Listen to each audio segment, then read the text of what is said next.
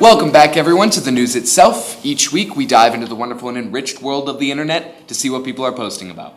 I'm McKenzie Beeby. This week, we had an interesting show regarding school resource officers that we will now air on Thursday. And this is all because we want to talk about Ben Carson.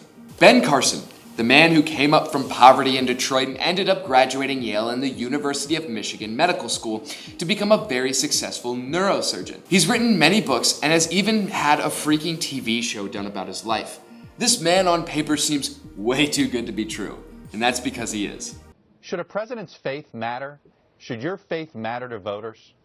Well, I guess it depends on what that faith is. If it's inconsistent with the values and principles of America, then of course it should matter.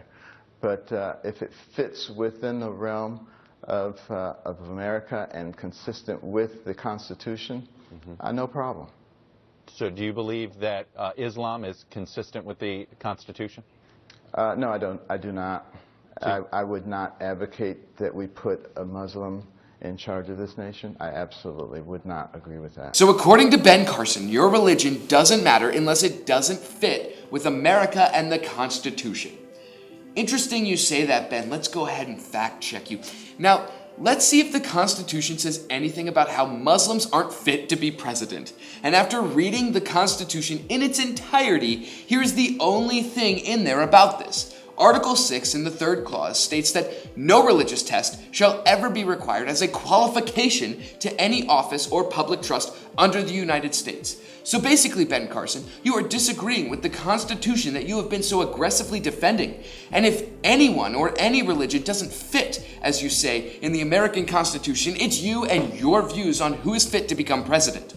You basically said that around 5 million voting citizens in the United States aren't fit to be president simply because they are Muslim. We on the news itself are trying hard to make every show here not about the presidential race for the office. But when people, whether they are Democrats or Republicans, attempt to hide behind the Constitution, which they seem to just have not read whatsoever, and say horrible things, then you know what? We will keep making shows like this. People like Ben Carson, a man who is trying to be elected to defend our Constitution as a job, can't even agree with the Constitution's core values? What are we doing, guys? I mean, really, this man is second in the Republican polls, second next to Donald Trump. Post in the comments down below whether you agree or disagree with our little tangent here. I mean, that is one reason our country is great, is the ability to criticize like this. Also, if you would like to see our normal show, make sure you take your mouse and slam that subscribe button. I'm McKenzie Beeby. We will see you Thursday on the normal news itself.